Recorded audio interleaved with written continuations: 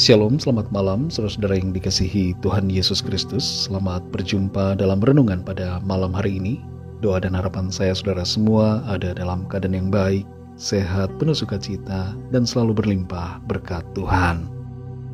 Sebelum kita mendengarkan renungan firman Tuhan, mari kita siapkan hati dan berdoa. Bapa Surgawi, Bapa dalam nama Tuhan Yesus Kristus, Tuhan yang sungguh sangat baik. Kami bersyukur untuk penyertaan Tuhan, kuasa Roh Kudus-Mu yang selalu menyertai kami dalam segala aktivitas kami. Pada saat ini kami mau mendengarkan sabda firman-Mu, jamah hati kami Tuhan, agar kami mengerti dan taat untuk melakukan setiap kehendak-Mu. Dalam nama Tuhan Yesus kami berdoa. Haleluya. Amin. Saudara yang dikasihi Tuhan, ayat renungan kita pada saat ini terdapat dalam kitab Bilangan pasal 34 ayat 1-2. Tertulis demikian. Tuhan berfirman kepada Musa, "Perintahkanlah kepada orang Israel dan katakanlah kepada mereka, apabila kamu masuk ke negeri Kanaan, maka inilah negeri yang akan jatuh kepadamu sebagai milik pusaka, yakni tanah Kanaan menurut batas-batasnya." Saudara yang dikasihi Tuhan, ada seorang anak marah kepada orang tuanya karena selalu dibatasi dalam berbagai hal.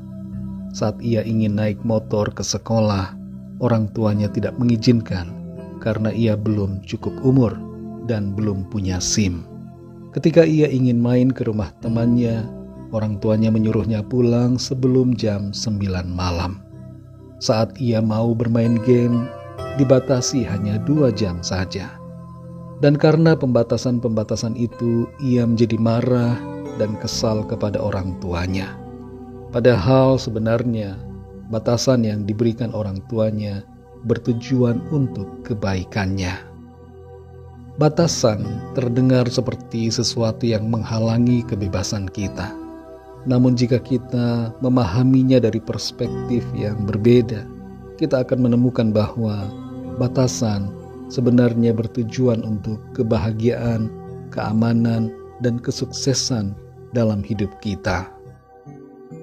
Dalam Bilangan 34 ayat 1-2 ini, kita membaca Tuhan berfirman kepada Musa, "Perintahkanlah kepada orang Israel dan katakanlah kepada mereka, apabila kamu masuk ke negeri Kanaan, maka inilah negeri yang akan jatuh kepadamu sebagai milik pusaka, yakni tanah Kanaan menurut batas-batasnya." Di sini kita membaca tentang firman Tuhan yang menetapkan batas wilayah bagi bangsa Israel. Dan ini menjadi menarik karena rupanya janji Tuhan soal tanah Kanaan tidak unlimited, tapi ada batas-batasnya. Hal ini, saudara, memberikan pengertian yang dalam, yang membuka mata hati kita, bahwa dalam hidup ini, kita perlu mensyukuri dan menjalani hidup dalam batasan yang Tuhan sudah tetapkan bagi kita. Kita seringkali ingin sesuatu yang tanpa batas, berkat yang tanpa batas, bisnis tanpa batas, harta kekayaan tanpa batas, dan berbagai hal lainnya yang tidak terbatas. Tapi ternyata hal-hal ini pada hakikatnya tidak sesuai dengan apa yang menjadi ketetapan Tuhan. Kita perlu menyadari bahwa selalu ada batasan dalam hidup kita yang ditetapkan oleh Tuhan. Dan kita perlu bersyukur untuk menjalani hidup dalam batasan-batasan itu. Kalau pekerjaan atau usaha kita hanya di bidang makanan, bersyukurlah dan tekuni itu. Jangan serakah ingin menguasai semua bidang lainnya, kecuali hal itu memang dikehendaki Tuhan untuk kita kerjakan. Dalam hubungan pernikahan, istri atau suami terbatas, cuma hanya boleh satu saja. Jangan ingin lebih, saudara. Dalam pergaulan ada batasan-batasan dan nilai-nilai yang harus kita turuti. Dan dalam berbagai hal, kita perlu menyadari akan adanya batasan yang dari Tuhan, dan kita perlu menjalaninya dengan hati yang bersyukur dan bersukacita. Beberapa alasan mengapa Tuhan memberikan batasan-batasan dalam berbagai aspek hidup kita adalah: yang pertama, agar kita terhindar dari masalah. Saat kita hidup dalam batasan, kita terhindar dari berbagai resiko dan masalah yang tidak perlu, dan kita mengambil jalur yang sesuai dengan kehendak Tuhan. Yang kedua, agar kita fokus pada tujuan hidup yang jelas. Hidup dalam batasan membantu kita untuk menemukan fokus dan tujuan hidup yang telah ditetapkan Tuhan bagi kita. Kita jadi lebih mengerti apa hal-hal yang penting dan yang tidak penting dalam hidup kita. Dan kita tidak terjebak dalam pusaran, keputusan, dan hal-hal yang tidak jelas dan tidak bermanfaat bagi kita. Yang ketiga, agar kita selalu ada dalam berkat dan kebaikan Tuhan. Tujuan dari batasan yang Tuhan berikan bukan untuk keburukan, bukan untuk sesuatu yang tidak baik, tapi untuk kebaikan saudara dan saya. Saudara yang dikasihi Tuhan, mari kita belajar untuk hidup dalam batasan yang ditetapkan oleh Tuhan bagi kita dan menjalaninya dengan hati yang bersyukur dan berbahagia. Sadarilah bahwa batasan-batasan yang diberikan Tuhan bertujuan agar saudara dan saya mengalami yang terbaik. Mari kita berdoa.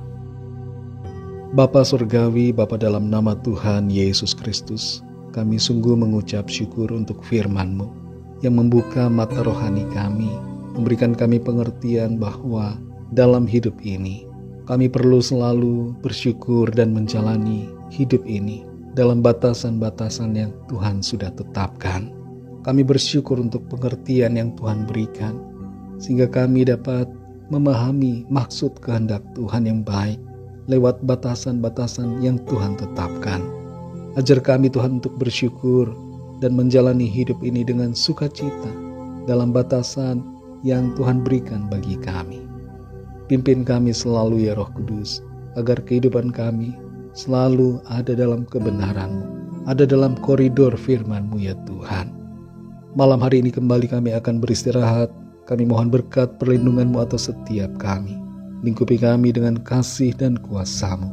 Kami berdoa bagi yang sakit dan yang sedang dalam masalah pergumulan, agar tangan Tuhan menjamah, memberikan kesembuhan dan kesehatan yang sempurna, serta menyediakan jalan keluar yang ajaib bagi setiap kami yang sedang dalam persoalan.